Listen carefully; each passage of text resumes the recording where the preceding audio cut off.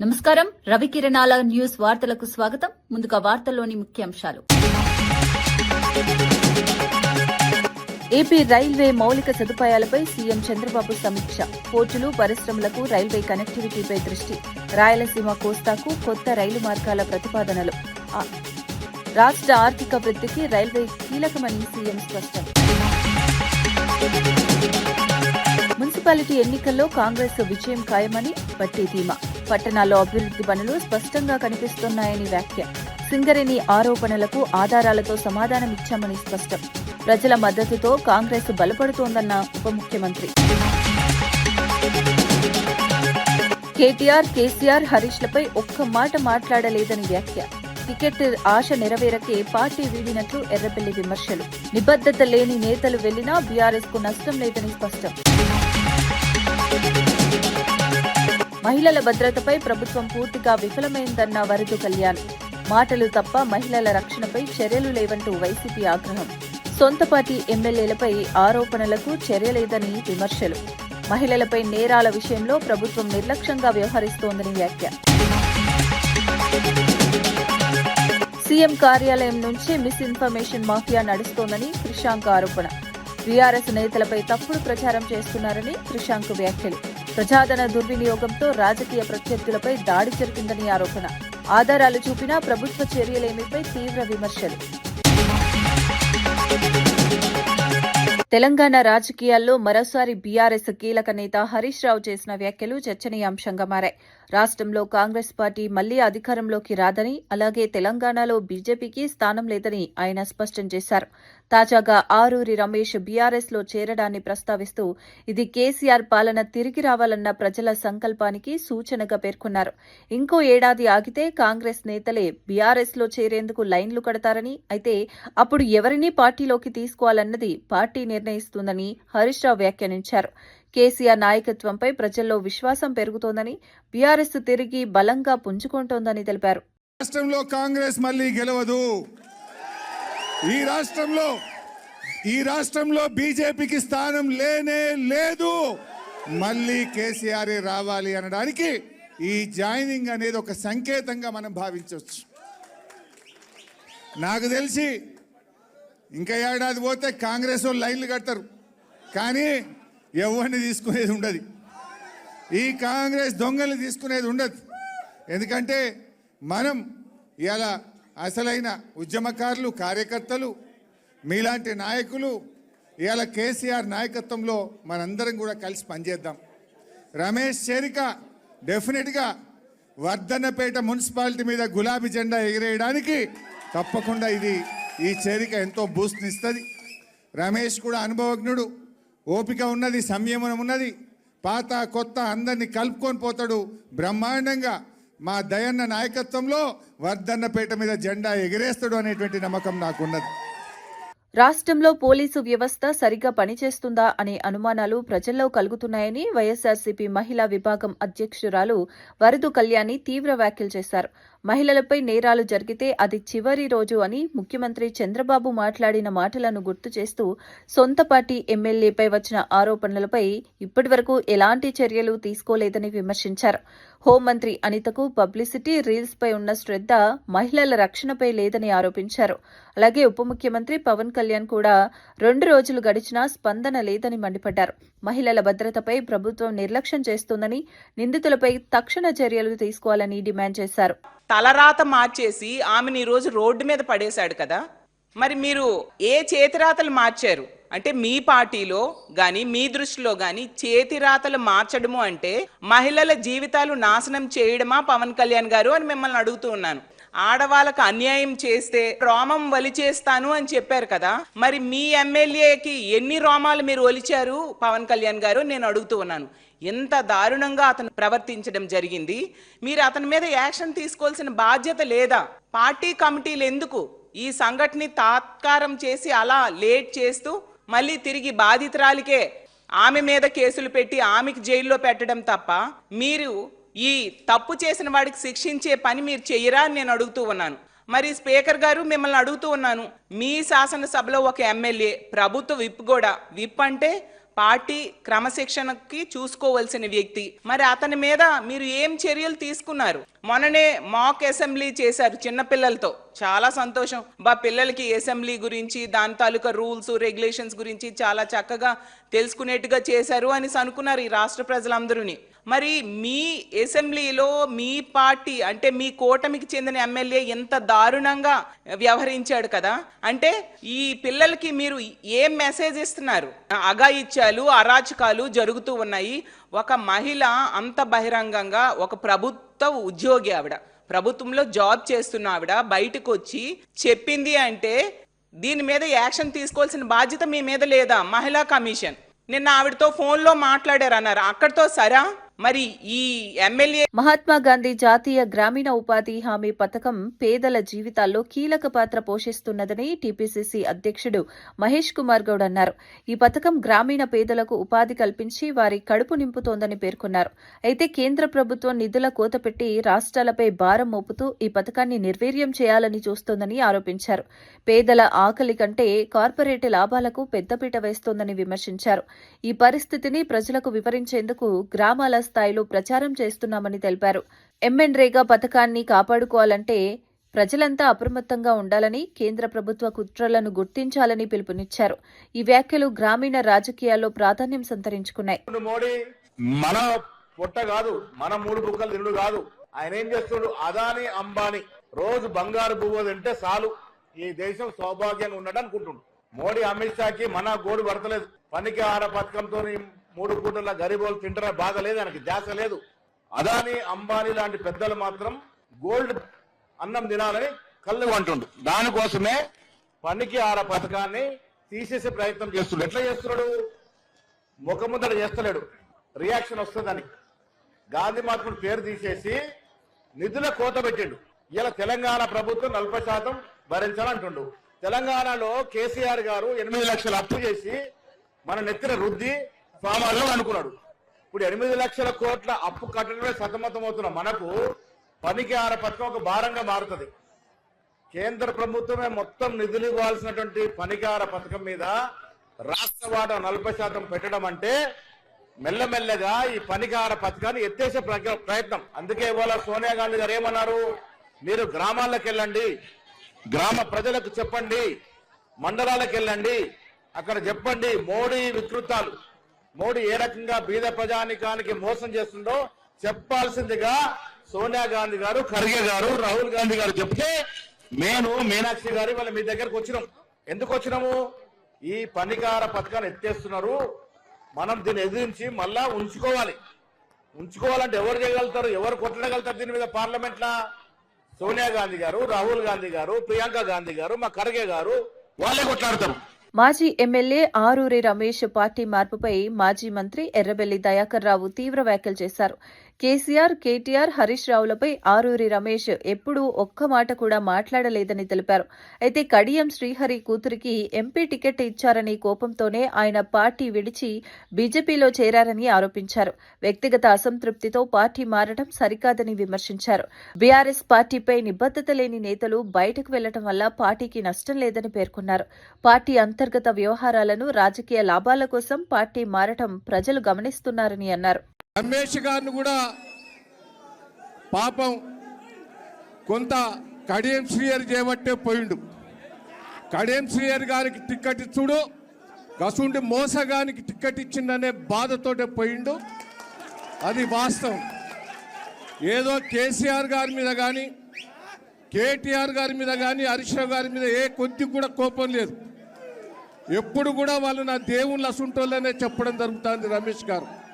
కానీ కడియం శ్రీహరి గారికి ఇచ్చిన కక్షతోటే ఆయన పార్టీ మారింది తప్ప వేరే ఉద్దేశం కాదని కూడా ఈ సందర్భంగా మీకు తెలియజేస్తున్నాను. ముఖ్యమంత్రి రేవంత్ రెడ్డి తన కార్యాలయం నుంచే మిస్ఇన్ఫర్మేషన్ మాఫియాను నడుపుతున్నారని బీఆర్ఎస్ నాయకుడు మన్నె క్రిషాంక్ ఆరోపించారు. 138 మందితో కూడిన ఒక వాట్సాప్ గ్రూప్ను ఏర్పాటు చేసి బీఆర్ఎస్ నేతలపై తప్పుడు సమాచారాన్ని సృష్టించి బయటకు పంపుతున్నారని తెలిపారు. ఇది పూర్తిగా ప్రజాధన దుర్వినియోగమని విమర్శించారు. ఫేక్ న్యూస్ ను అరికట్టాల్సిన ప్రభుత్వమే ముందుండి తప్పుడు ప్రచారానికి పాల్పడుతోందని మండిపడ్డారు. ఈ విషయంపై ఆధారాలతో సహా బయటపెట్టినప్పటికీ ఇప్పటి వరకు ఎలాంటి చర్యలు తీసుకోలేదని ఆరోపించారు.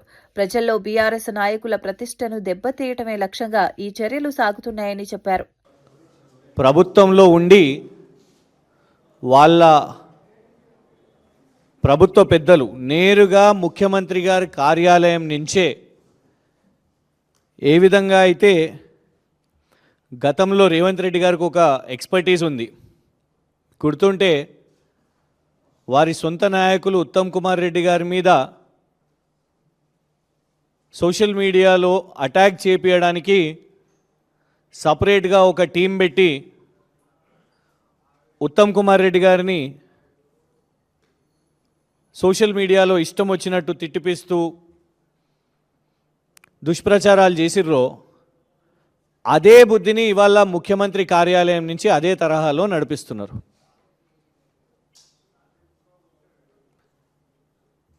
మాకు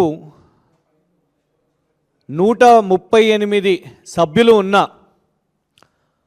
ఒక వాట్సాప్ గ్రూప్ ఏదైతే ముఖ్యమంత్రి కార్యాలయం నుంచి నడిపిస్తున్నారో అందులో పాపం ఒక తెలంగాణ అభిమాని అనుకోవచ్చు, ఒక విజిల్ బ్లోవర్ ఈ దుష్ప్రచారాలు తట్టుకోలేక వీటి స్క్రీన్ షాట్స్ పంపించారు. వరంగల్ జిల్లాలో రాజకీయ వాతావరణం మరోసారి వేడెక్కింది. మాజీ ఎమ్మెల్యే ఆరూరి రమేష్ తన పార్టీ మార్పు వెనుక ఉన్న కారణాలను బహిరంగంగా వెల్లడించారు. జిల్లాలో అనేక మందిపై బురద జల్లుతూ రాజకీయంగా ఎదగకుండా చేసిన వ్యక్తి కడియం శ్రీహరి అని ఆయన ఆరోపించారు. ఎన్నికలకు ముందు సీఎం రేవంత్ రెడ్డితో కడియం శ్రీహరి కుదుర్చుకున్న ఒప్పందాల వల్లే వరంగల్ జిల్లాలో పలువురు నేతలు ఓటమి పాలయ్యారని విమర్శించారు. ఇలాంటి పరిస్థితుల కారణంగానే తాను పార్టీ నుంచి బయటకు రావాల్సి వచ్చిందని తెలిపారు. అయితే ఇప్పుడు పరిస్థితులు మారాయని, ఆ పార్టీ నుంచి వెళ్లిపోయినందున తిరిగి సొంత రాజకీయ ఇంటికి చేరాలని నిర్ణయం తీసుకున్నట్లు చెప్పారు.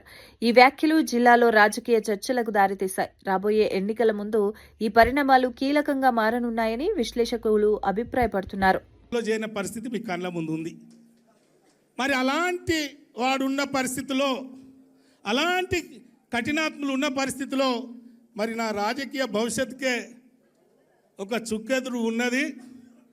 మరి పెద్ద సారు మా బాపు గారు, ఈ రాష్ట్ర ముఖ్యమంత్రి గారు ఒక చక్కటి అవకాశం నాకు కల్పించే కార్యక్రమాన్ని కూడా కొల్లగొట్టిండు. మరి ఈరోజు ఇంతమంది మీద బురద చల్లుకుంటూ తన స్వార్థం కోసం, తన కుటుంబం కోసం మరి ఈరోజు ఏ కార్యక్రమాలు జరిగినాయో మరి ఇలాంటి పరిస్థితుల్లో నేను బయటికి పోవాల్సి వచ్చింది. విధి లేని పరిస్థితుల్లో మరి మొన్న పార్లమెంట్లో నేను భారతీయ జనతా పార్టీలో పోటీ చేయడం జరిగింది.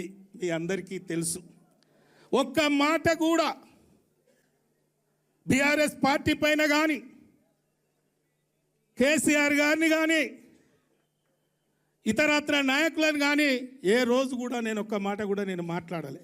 ఎందుకంటే నా గుండెలో ఉంది కేసీఆర్ గారు ఏం చేశారు, ఏ విధమైన కార్యక్రమాలు చేశారు, నా గుండెలో ఉంది. మరి అలాంటి పాపాత్ములు బయటికి పోయిళ్ళు కాబట్టే, అలాంటి దుర్మార్గులు బయటికి పోయిళ్ళు కాబట్టే తిరిగి నా సొంత ఇంటికి చేరాలి, మా బాపు ఆశీర్వాదం తీసుకోవాలి, జరిగిన తప్పులు మరి చెప్పుకొని మరి సొంత ఇంటికి రావాలని ఈరోజు నిర్ణయం తీసుకోవడం జరిగింది. ఫేక్ న్యూస్ ను అరికట్టాల్సిన ప్రభుత్వమే వాటిని ప్రోత్సహిస్తోందని బీఆర్ఎస్ నేతలు ఆరోపించారు. సీఎం కార్యాలయం నుంచే ప్రత్యేక బృందం ద్వారా తప్పుడు సమాచారాన్ని తయారు చేసి బీఆర్ఎస్ నాయకులపై వ్యక్తిత్వ హసనానికి పాల్పడుతున్నారని తెలిపారు. దీనికి సంబంధించి ఆధారాలతో సహా బయటపెట్టామని, పలుమార్లు డీజీపీకి ఫిర్యాదు చేసిన కాంగ్రెస్ నేతలపై చర్యలు లేవని మండిపడ్డారు. ప్రజాధనాన్ని దుర్వినియోగం చేసి రాజకీయ ప్రత్యర్థులను దెబ్బతీయటం ప్రజాస్వామ్యానికి ప్రమాదకరమని వ్యాఖ్యానించారు. ఈ ఆరోపణలు రాష్ట్ర రాజకీయాల్లో తీవ్ర చర్చకు దారితీశాయి. ఫేక్ న్యూస్ పై కఠిన చర్యలు తీసుకోవాలని ప్రతిపక్షాలు డిమాండ్ చేస్తున్నాయి. ఆపేసి ఫర్దర్ ఇన్వెస్టిగేషన్ కానీ ఎంక్వైరీ కానీ చేయకపోవడం అనేది ఈ పోలీస్ శాఖ యొక్క నాన్ ట్రాన్స్పరెన్సీ విధానాన్ని ఈరోజు క్లియర్గా అందరికీ అర్థమయ్యేలా చేస్తూ ఉన్నది. కాబట్టి గతంలో మేము ఇచ్చినటువంటి కంప్లైంట్లు, రిజిస్టర్ అయినటువంటి ఎఫ్ఐఆర్లు, ఈ ఫేక్ న్యూస్ల పైన విచారణ ఎక్కడి వరకు వచ్చింది అనేది ఈ మీడియా ముఖంగా ఇప్పుడు మేము విజ్ఞప్తి చేస్తూ ఉన్నాము. ఇప్పుడు కూడా ఫర్దర్గా కూడా మేము ఇవ్వబోయేటువంటి కంప్లైంట్లు అన్ని సాక్ష్యాలతో సహా, అన్ని ఎవిడెన్సెస్తో సహా మేము కంప్లైంట్ ఇవ్వబోతా ఉన్నాము. ఇప్పటికైనా ఈ రాష్ట్ర డీజీపీ పోలీస్ శాఖ దీని మీద దృష్టి పెట్టి ఇట్లాంటి ఫేక్ న్యూస్లని కట్టడి చేసి, ఎందుకంటే అన్ని సాక్ష్యాలు కనబడతా ఉన్నాయి, ఈ రాష్ట్ర ప్రభుత్వమే పనిగట్టుకొని ప్రజాధనాన్ని వెచ్చించి మరీ ఈరోజు ఇట్లాంటి ఫేక్ న్యూస్లని ప్రచారం చేస్తూ ఉన్నారు. మొన్న కూడా కేటీఆర్ గారు, హరీష్ రావు గారు సిట్ విచారణకి వెళ్ళినప్పుడు వాళ్ళు అక్కడ విచారణ కొనసాగుతుండగానే ఇట్లాంటి వాట్సాప్ గ్రూప్ల ద్వారా ఫేక్ న్యూస్లు, అడ్డమైన ఫేక్ న్యూస్లు మొత్తం రాష్ట్ర వ్యాప్తంగా సర్క్యులేట్ చేసే పని ఈ టీం పెట్టుకున్నటువంటి సాక్ష్యాలన్నీ కూడా ఇలా బయటపడ్డాయి. కాబట్టి వీళ్ళ మీద ఖచ్చితంగా చర్యలు తీసుకోవాలి. గతంలో కూడా ఆరోపించడం జరిగింది. అసెంబ్లీ ఎదురుగా ఉన్నటువంటి హాకా బిల్డింగ్ లో ఉన్నటువంటి టీఎస్టీఎస్ కార్యాలయం కావచ్చు, టీశాట్ కార్యాలయం కావచ్చు, అదేవిధంగా టీ హబ్ లో స్టార్టప్ ఇన్క్యుబేటర్ అయినటువంటి టీ హబ్ లో ఉన్నటువంటి 6th ఫ్లోర్ లో ఉన్నటువంటి ఆ స్పేస్ లో కావచ్చు, ఇట్లా వివిధ ప్రభుత్వ కార్యాలయాలు. రాష్ట్రంలో విద్యా వ్యవస్థను మరింత మెరుగుపరిచే దిశగా ప్రభుత్వ ప్రధాన కార్యదర్శి రామకృష్ణారావు సమీక్షా సమావేశం నిర్వహించారు. ప్రభుత్వ పాఠశాలలు, కళాశాలలు, విశ్వవిద్యాలయాల్లో బోధనా నాణ్యత పెంచాలని అధికారులకు స్పష్టమైన ఆదేశాలిచ్చారు. పాఠశాల విద్య నుంచి ఉన్నత విద్య వరకు సమగ్ర కార్యాచరణ రూపొందించాలని సూచించారు. యంగ్ ఇండియా ఇంటిగ్రేటెడ్ రెసిడెన్షియల్ స్కూళ్ల నిర్మాణంపై చర్చ జరిగింది. కేజీబీవీలు, సంక్షేమ వసతి గృహాల్లో మోడల్ హాస్టళ్ల ఏర్పాటు, సోలార్ కిచెన్లు, మెరుగైన మౌలిక వసతుల కల్పనపై దృష్టి పెట్టాలని తెలిపారు. రిటైర్డ్ ప్రొఫెసర్లు, లెక్చరర్లతో విద్యార్థులకు ముఖాముఖి కార్యక్రమాలు నిర్వహించి మోటివేషన్ పెంచాలని సూచించారు. ఈ చర్యలు విద్యార్థుల సృజనాత్మకతను పెంచడమే లక్ష్యంగా ఉన్నాయని అధికారులు తెలిపారు.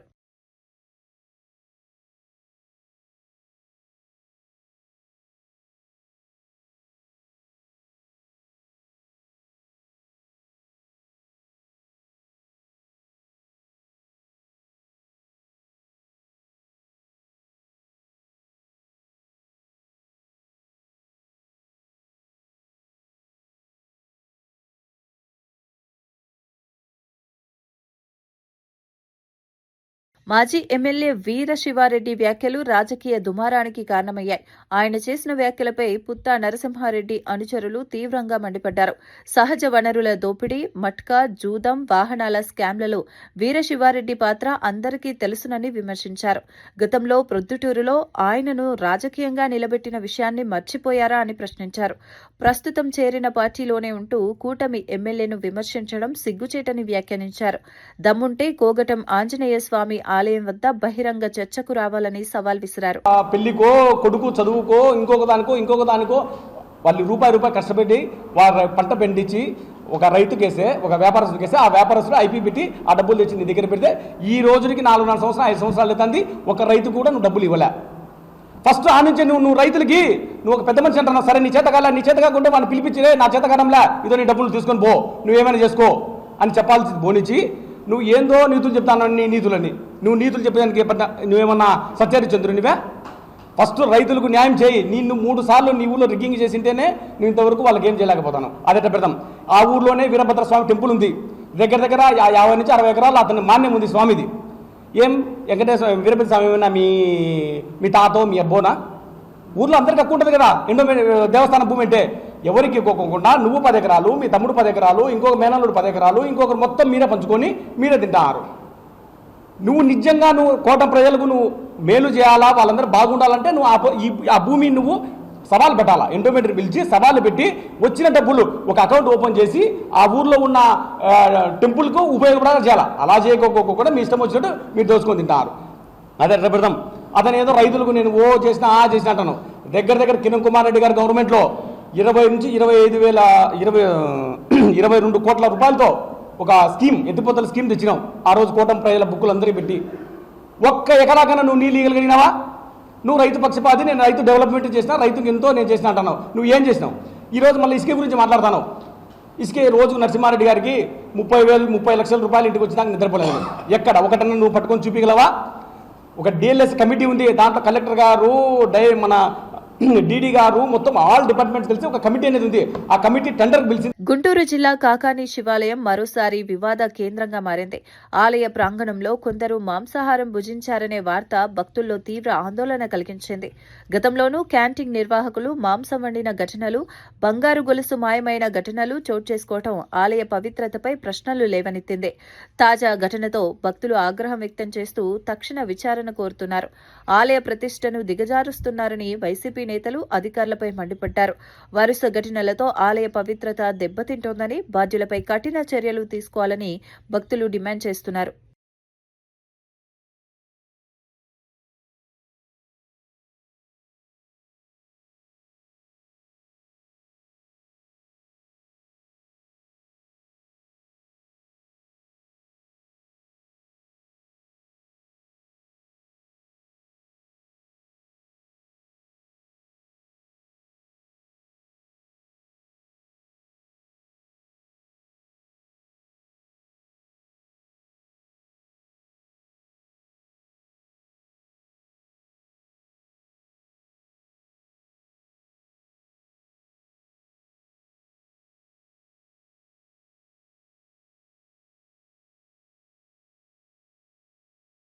ఆంధ్రప్రదేశ్లో రైల్వే మౌలిక సదుపాయాల అభివృద్ధిపై ముఖ్యమంత్రి చంద్రబాబు నాయుడు సచివాలయంలో విస్తృత స్థాయి సమీక్ష నిర్వహించారు. రాష్ట్రంలోని ప్రధాన పోర్టులు, పరిశ్రమల ప్రాంతాల నుంచి రైల్వే కనెక్టివిటీ పెంచే అంశంపై అధికారులతో చర్చించారు. రాయలసీమ నుంచి కోస్తాంధ్ర ప్రాంతాలకు రవాణా సౌలభ్యం మెరుగుపడేలా కొత్త మార్గాలపై దృష్టి సారించారు. విశాఖపట్నం, విజయవాడ, గుంతకల్, గుంటూరు, రేణిగుంట వంటి ప్రధాన జంక్షన్లలో రద్దీ తగ్గించే ప్రణాళికలను సమీక్షించారు. గిరిజన ప్రాంతాల అభివృద్ధికి రైలు మార్గాలు కీలకమని పేర్కొన్న సీఎం కొత్త రైల్వే లైన్ల ప్రతిపాదనలను వేగవంతం చేయాలని సూచించారు. విజయవాడ బైపాస్, భద్రాచలం రోడ్డు, కొవ్వూరు రైలు మార్గాలపై ప్రత్యేకంగా చర్చ జరిగింది. రాష్ట్ర ఆర్థిక వృద్ధికి రైల్వే మౌలిక సదుపాయాలు కీలకమని చంద్రబాబు స్పష్టం చేశారు.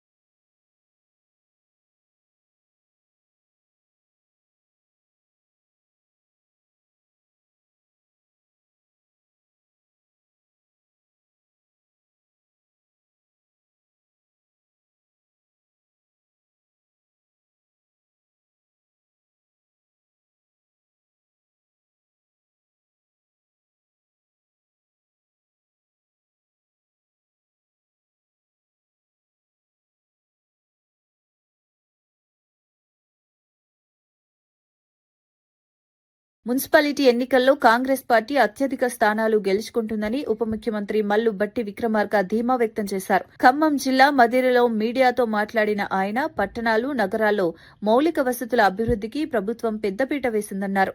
రోడ్లు, డ్రైనేజీ, తాగునీరు, పారిశుద్ధ్యం వంటి అంశాల్లో స్పష్టమైన మార్పులు కనిపిస్తున్నాయని తెలిపారు. సింగరేణి టెండర్లపై వచ్చిన ఆరోపణలకు ఆధారాలతో సమాధానమిచ్చామని స్పష్టం చేశారు. మున్సిపల్ ఎన్నికల్లో ఇతర పార్టీలతో పొత్తులు విషయమై పీసీసీ నాయకత్వం చర్చించి నిర్ణయం తీసుకుంటుందని తెలిపారు. ప్రజలు ప్రభుత్వ పనితీరును గమనిస్తున్నారని, స్థానిక సంస్థల ఎన్నికల్లో కాంగ్రెస్ కు మద్దతు పెరుగుతుందని భట్టి విక్రమార్క అభిప్రాయపడ్డారు. ప్రజాపాలన, అభివృద్ధి కాంగ్రెస్ బలమని ఆయన పేర్కొన్నారు. పెద్ద ఎత్తున ప్రణాళిక తయారు చేస్తున్నాం కాబట్టి దయచేసి అభివృద్ధిని కొనసాగించడం కోసం ఈ ప్రజా ప్రభుత్వాన్ని ఆశీర్వదించవలసిందిగా మున్సిపాలిటీస్ లో ఉన్నటువంటి ప్రజానికి అందరికీ కూడా ఈ సందర్భంగానే విజ్ఞప్తి చేస్తా ఉన్నాం. గెలవటానికి అవకాశం ఉన్నటువంటి అభ్యర్థుల్ని, కాంగ్రెస్ ఆలోచన విధానాన్ని, ప్రభుత్వ సంక్షేమ కార్యక్రమాలని పెద్ద ఎత్తున ప్రజల దగ్గర తీసుకువెళ్లే విధంగా ఉండేటువంటి అభ్యర్థులపైన దృష్టి సారించి ఏకాభిప్రాయంతో సాధ్యమైనంత వరకు అభ్యర్థుల్ని నిర్ణయించుకునే కార్యక్రమాన్ని చేపట్టవలసిందిగా, అట్లాగే శాసనసభ్యులందరూ కూడా వారి వారి మున్సిపాలిటీస్ లో తదేక దృష్టితో అక్కడ ఉన్నటువంటి పార్టీ ఈ ప్రక్రియని విజయవంతం చేయవలసిందిగా విజ్ఞప్తి చేస్తా ఉన్నాను. తెలంగాణలో పట్టణాలు అభివృద్ధి చెందాలంటే ప్రజలు కాంగ్రెస్ పార్టీకి అండగా నిలవాలని బీసీ సంక్షేమ శాఖ మంత్రి పొన్నం ప్రభాకర్ పిలుపునిచ్చారు. మున్సిపల్ ఎన్నికల నేపథ్యంలో ఆయన మాట్లాడుతూ సీఎం రేవంత్ రెడ్డి నేతృత్వంలో పట్టణ ప్రాంతాల్లో అనేక అభివృద్ధి కార్యక్రమాలు అమలవుతున్నాయని తెలిపారు. మౌలిక వసతుల కల్పన, రహదారుల అభివృద్ధి, పారిశుద్ధ్య వ్యవస్థ మెరుగుదలపై ప్రభుత్వం ప్రత్యేక దృష్టి పెట్టిందన్నారు. గత పాలనలో నిర్లక్ష్యం చేసిన పట్టణ సమస్యలకు ఇప్పుడు పరిష్కారం చూపుతున్నామని పేర్కొన్నారు. మున్సిపల్ ఎన్నికల్లో కాంగ్రెస్ అభ్యర్థులను గెలిపిస్తే పట్టణాల్లో మరింత అభివృద్ధి సాధ్యమవుతుందని చెప్పారు. బీసీ వర్గాల సంక్షేమానికి ప్రభుత్వం కట్టుబడి ఉందని, సామాజిక న్యాయమే తమ లక్ష్యమని పొన్నం ప్రభాకర్ స్పష్టం చేశారు. ప్రణాళిక చేసుకుంది. అందులో భాగంగా పట్టణాల అభివృద్ధి జరుగుతున్న సందర్భంలో ప్రజలు కాంగ్రెస్ పార్టీని ఆశీర్వదించాలని కోరుతా ఉన్నాం. అటు రేషన్ కార్డులు, ఇటు ఇందిరమ్మ ఇండ్లు, సన్న బియ్యం, ఉచిత విద్యుత్, ఉచిత బస్సు, మహిళలకు వడ్డీ లేని రుణాలు, మహిళలకు ఇందిరమ్మ చీరలు, ఈ విధంగా అన్ని రకాల గ్రోత్ అభివృద్ధి జరుగుతున్న సందర్భంలో కాంగ్రెస్ పార్టీని ఆశీర్వదించి కాంగ్రెస్ పార్టీ అభ్యర్థులు గెలిపేవని సందర్భంగా కోరుతా ఉన్నాం. మహారాష్ట్ర ఉప ముఖ్యమంత్రి అజిత్ పవార్ ఆకస్మిక మరణంపై ఎమ్మెల్యే రాజాసింగ్ స్పందించారు. విమాన ప్రమాదం వెనుక సాంకేతిక లోపమా లేదా ఏదైనా కుట్ర ఉందా అనే అంశాన్ని సమగ్రంగా పరిశీలించాలని ఆయన అభిప్రాయపడ్డారు. సోషల్ మీడియాలో అనేక రకాల ఊహాగానాలు ప్రచారంలో ఉన్నాయని పేర్కొన్న రాజాసింగ్, వాస్తవాలు బయటకు రావాలంటే బ్లాక్ బాక్స్ కీలకమని తెలిపారు. ప్రమాదానికి గల నిజమైన కారణాలు వెలుగులోకి రావాల్సిన అవసరం ఉందన్నారు. దేశ రాజకీయాల్లో అనుభవజ్ఞుడైన నేత మరణం తీవ్ర విషాదకరమని వ్యాఖ్యానించారు. ఇటువంటి ఘటనల్లో అనుమానాలకు తావు లేకుండా కేంద్ర ప్రభుత్వం పారదర్శక విచారణ జరపాలని కోరారు. అజిత్ పవార్ కుటుంబ సభ్యులకు సానుభూతి తెలిపారు. ఈ ఘటనపై దేశవ్యాప్తంగా చర్చ జరుగుతుండటం సహజమని రాజాసింగ్ పేర్కొన్నారు. ఒక డిప్యూటీ సీఎం ఒక ప్లేన్ క్రాష్ అయిపోయింది, చనిపోయిందంటే దీని వెనుక కుట్ర ఉన్నదా, లేక ఏదైనా టెక్నికల్ ప్రాబ్లం ఉందా? ఆ ప్లేన్ బ్లాక్ బాక్స్ దొరికిన తర్వాతనే అన్ని విషయాలు ముందుకు రావచ్చు. ఎందుకంటే మహారాష్ట్రలో చాలా రోజు నుంచి ఒక చర్చ ఉండే, అజిత్ పవార్ గారు బయటికి వెళ్ళిపోతారు మహాయుక్తి నుంచి, అట్లాంటి కొన్ని చర్చలు కూడా జరుగుతున్నాయి. అదేవిధంగా మహారాష్ట్రలో సోషల్ మీడియాలో కూడా ఒక వార్త నడుస్తున్నాయి, ఇది ఒక కుట్ర జరగవచ్చు, ఇది ఒక కుట్ర పరంగానే ఈ ప్లేన్ క్రాష్ జరిగింది, అట్లాంటివి కూడా కొన్ని వార్తలు నడుస్తున్నాయి. కానీ ఆ ప్లేన్కి ఒక బ్లాక్ బాక్స్ ఉంటుంది, ప్రతి ఒక్క మూమెంట్ దాంట్లో రికార్డ్ ఉంటుంది. వీడియో కానీ ప్లేన్కి సంబంధించి ఆల్ టెక్నికల్ అన్నీ కూడా ఆ బ్లాక్ బాక్స్లో రికార్డ్ అవుతుంది. ఇప్పుడు ఆ బ్లాక్ బాక్స్ దొరికిన తర్వాతనే విషయాలు, అంటే ప్లేన్ క్రాష్ ఎందుకు అయింది, దేని గురించి అయింది, టెక్నికల్ ప్రాబ్లమా లేక దీని వెనుక కుట్రనా, అప్పుడే మనకు వార్తలు ముగించే ముందు ముఖ్యాంశాలు మరోసారి. ఏపీ రైల్వే మౌలిక సదుపాయాలపై సీఎం చంద్రబాబు సమీక్ష. పోర్టులు, పరిశ్రమలకు రైల్వే కనెక్టివిటీపై దృష్టి. రాయలసీమ కోస్తాకు కొత్త రైలు మార్గాల ప్రతిపాదనలు.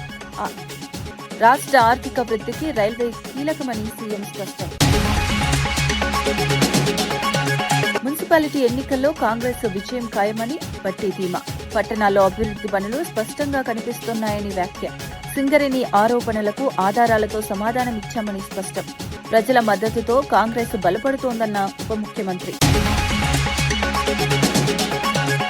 కేటీఆర్, కేసీఆర్, హరీష్లపై ఒక్క మాట మాట్లాడలేదని వ్యాఖ్య. టికెట్ ఆశ నెరవేరకే పార్టీ వీడినట్లు ఎర్రబెల్లి విమర్శలు. నిబద్ధత లేని నేతలు వెళ్లినా బీఆర్ఎస్ కు నష్టం లేదని స్పష్టం. మహిళల భద్రతపై ప్రభుత్వం పూర్తిగా విఫలమైందన్న వరదు కళ్యాణ్. మాటలు తప్ప మహిళల రక్షణపై చర్యలు లేవంటూ వైసీపీ ఆగ్రహం. సొంత పార్టీ ఎమ్మెల్యేలపై ఆరోపణలకు చర్యలేదని విమర్శలు. మహిళలపై నేరాల విషయంలో ప్రభుత్వం నిర్లక్ష్యంగా వ్యవహరిస్తోందని వ్యాఖ్య. సీఎం కార్యాలయం నుంచే మిస్ఇన్ఫర్మేషన్ మాఫియా నడుస్తోందని క్రిషాంక్ ఆరోపణ. బీఆర్ఎస్ నేతలపై తప్పుడు ప్రచారం చేస్తున్నారని క్రిషాంక్ వ్యాఖ్యలు. ప్రజాధన దుర్వినియోగంతో రాజకీయ ప్రత్యర్థులపై దాడి జరిగిందని ఆరోపణ. ఆధారాలు చూపినా ప్రభుత్వ చర్యలేమిపై తీవ్ర విమర్శలు.